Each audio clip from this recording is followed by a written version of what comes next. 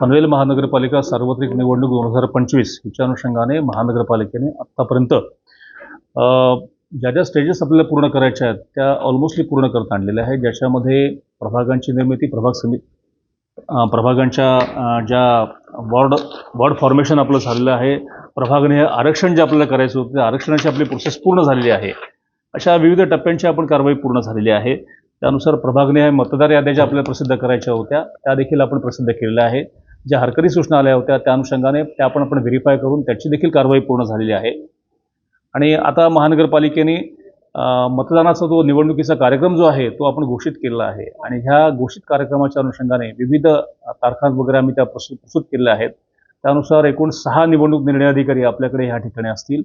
हे आपल्या प्रभाग क्रमांक 1, 2, 3, 4, 5, 6, 7, 8, 9, 10, 11, 12, 13, 14, 15, 16 आणि 17, 18, 19, 20 असे 6 आपण निवडणूक निर्णय अधिकाऱ्यांची नियुक्ती केलेली आहे. त्याच्याबरोबर आपण 12 सहाय्यक निवडणूक निर्णय अधिकारी यांची देखील आपण त्या ठिकाणी नियुक्ती केलेली आहे आणि ह्यांच्या बसण्याची व्यवस्था आपण केलेली आहे. त्यांना जो आवश्यक स्टाफ आहे तो स्टाफ देखील आपण अवेलेबल करून देतो. अप्रॉक्सिमेटली 4,500 कर्मचारी आपल्याला ह्या संपूर्ण कार्यक्रमासाठी निवडणूक प्रक्रियेसाठी लागणार आहेत. साधारणतः त्या अनुषंगाने महानगरपालिकेने विविध शासकीय उपक्रम असतील, विविध शासकीय कर्मचारी असतील, बँकांचे कर्मचारी असतील, शिक्षक वर्ग असतील, ह्या सगळ्या लोकांचे आपण ऑर्डर्स वगैरे त्या ठिकाणी काढलेल्या आहेत, जेणेकरून ह्या लोकांचं पुन्हा प्रशिक्षण घेतलं जाईल आणि त्यांना प्रभागनिहाय त्या ठिकाणी मतदान केंद्राने त्यांची नियुक्ती केली जाईल. त्या अनुषंगाने जी उपाययोजना आवश्यक आहे ती महानगरपालिका प्रशासनाने पूर्ण केलेली आहे. अतिसंवेदनशीलच्या या बाबतीमध्ये पोलीस प्रशासनाकडून त्या बाबतीमध्ये पूर्णपणे डाटा घेतला जाईल आणि त्यांच्या सूचनेप्रमाणे त्या पद्धतीने संवेदनशील आणि अतिसंवेदनशील मतदान केंद्र कोणती ह्याच्याबद्दलची घोषणा त्या ठिकाणी केली जाईल. त्या ठिकाणी संवेदनशील अतिसंवेदनशीलच्या बाबतीमध्ये जे माननीय राज्य निवडणूक आयोगाचे सूचना असतील त्यानुसार ती कारवाई केली जाईल. तशा प्रकारे बंदोबस्त उपलब्ध करून दिला जाईल. दुबारच्या बाबतीमध्ये स्पेसिफिकली संबंधित BLO जे आहेत, बूथ लेवल ऑफिसर्स, त्यांच्यामार्फत त्यांचं व्हेरिफिकेशनचं काम चालू आहे. त्यानुसार आयोगाने ज्या सूचना केल्या आहेत त्यानुसार त्याची प्रसिद्धी केली जाईल.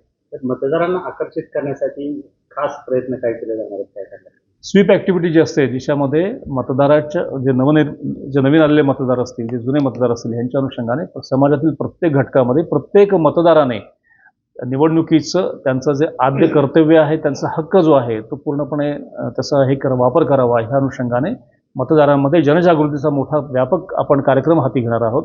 याच्यामध्ये सर्व घटकांना आपण त्याच्यामध्ये आकर्षित करू, त्यांना उद्युक्त करू. त्यामध्ये सर्व मतदारांनी त्यांचा मतदानाचा अधिकार वापरावा. हस्तक्षेप करतात त्यावेळेला पनवेल महानगरपालिकेची निवडणूक पारदर्शक पार पडेल का आपण ग्वाही देतो?